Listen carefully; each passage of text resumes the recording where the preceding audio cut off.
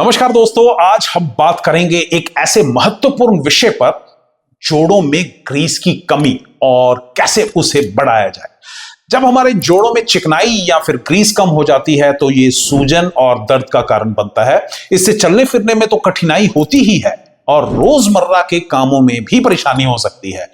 जब जोड़ों में ग्रीस कम हो जाता है तो हड्डियां आपस में रगड़ खाना शुरू कर देती हैं, जिससे असहनीय दर्द हो सकता है। अगर आपके भी जोड़ों में ग्रीस की कमी हो गई है तो इसे बढ़ाना बहुत आवश्यक है, ताकि आप भविष्य में कोई भी किसी भी तरह की परेशानी ना झेलें। आज की इस वीडियो में मैं आपको बताऊंगा कि आप कैसे अपने जोड़ों की चिकनाई को बढ़ा सकते हैं और कैसे इसे मेंटेन कर सकते हैं। वेलकम बैक, बहुत बहुत स्वागत है डॉक्टर भूषण रिसर्च लैब में। सबसे पहले तो यह जानना जरूरी है कि किन किन कारणों से जोड़ों में ग्रीस कम हो सकती है। पहला और मेन जो कारण है वो है उम्र का बढ़ना। जैसे जैसे हमारी उम्र बढ़ती है जोड़ों में ग्रीस कम होने लगता है, इसलिए बुजुर्गों में जोड़ों से संबंधित समस्याएं अधिक पाई जाती। दूसरा कारण है ऑस्टियोआर्थराइटिस, जो कि एक प्रकार का, जिसको हम आम भाषा में, आम बोलचाल की भाषा में गठिया कहते हैं।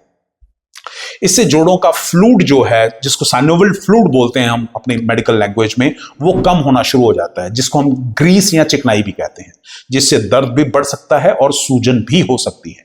जो लोग बहुत ज्यादा बैठते हैं और शारीरिक गतिविधि नहीं करते हैं, फिजिकल एक्टिविटी नहीं करते हैं, उनके जोड़ों में भी ग्रीस की कमी हो सकती है। इसके विपरीत जो लोग बहुत अधिक शारीरिक कार्य करते हैं, जैसे बॉडी बिल्डर्स हैं, एथलीट्स हैं, उनमें भी धीरे धीरे जोड़ों की समस्याएं होने लगती हैं। बहुत सारे मैंने आर्मी पर्सन भी देखे हैं, क्योंकि बहुत ज्यादा ओवर फिजिकल एक्टिविटी रहती है तो उनको भी जोड़ों की दर्दों की समस्याएं आनी शुरू हो जाती हैं। इसके अलावा वो लोग जो बहुत खट्टा खाते हैं या डायबिटिक हैं, उनके जोड़ों में भी ग्रीस कम हो सकता है। अब सवाल आता है कि क्या जोड़ों में ग्रीस को दोबारा से बढ़ाया जा सकता है? बिल्कुल, कुछ नेचुरल ट्रीटमेंट्स हैं जो आपके जोड़ों में ग्रीस को बढ़ाने में मदद कर सकते हैं। सबसे पहले, क्योंकि अब सर्दियां आ रही हैं, तो वो आपको चीज बताता हूं, और अगर किसी को थोड़ी बहुत गर्म चीज नहीं सूट करती, पहले वाला फॉर्मूला नहीं सूट करता, फिट बैठता, तो फिर दूसरा भी एक और फॉर्मूला बहुत बढ़िया बताऊं। तो सबसे पहले तो अखरोट का सेवन शुरू करें। अखरोट में healthy fats, calcium, vitamin D3, omega 3 fatty acids और अन्य मिनरल्स होते हैं, जो जोड़ों को मजबूत और हेल्दी बनाते हैं। रोजाना 3 से 4 अखरोट रात को भिगोकर रखें और सुबह उसको खाली पेट अच्छी तरह से चबा चबा के खाएं। एक ही महीने के अंदर अंदर, मतलब विद इन 3 to 4 वीक्स, आपके जोड़ों में इंप्रूवमेंट नजर आनी शुरू हो जाएगी।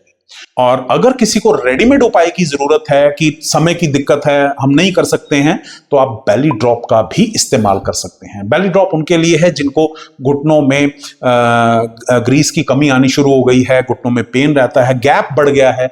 इसके साथ बैटल बाम का इस्तेमाल करें। कमाल की चीज है, कमाल की, मतलब बैटल बाम, बेली ड्रॉप, वाव वाव वाली बात है, राइट। तो आप इसका भी इस्तेमाल कर सकते हैं अगर किसी के पास समय की कमी है तो।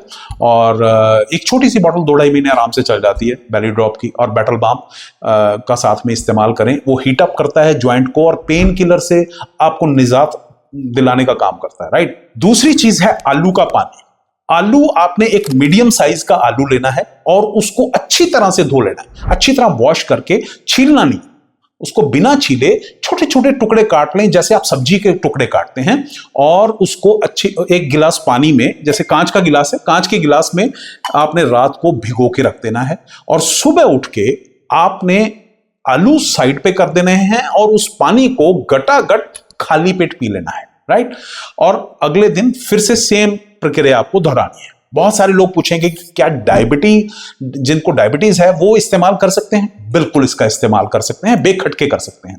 मेरे कहने से 21 दिन, पूरे 3 हफ्ते जब आप करेंगे, आपको बहुत जबरदस्त इंप्रूवमेंट नजर आनी शुरू हो जाएगी। ये वाकई मेरा आजमाया हुआ है, बहुत लोगों को आज तक मैंने बताया, और जिनके जोड़ों में चिकनाई की प्रॉब्लम थी, उनकी चिकनाई धीरे धीरे आराम आना शुरू हो गया। बहुत सारे लोगों के मन में एक सवाल भी होगा, क्या ये दोनों कर सकते हैं? नहीं कर सकते। इनमें से कोई एक कीजिए। सर्दियां हैं या किसी को अखरोट हर मौसम में सूट करता है, तो फिर अखरोट वाला कीजिए।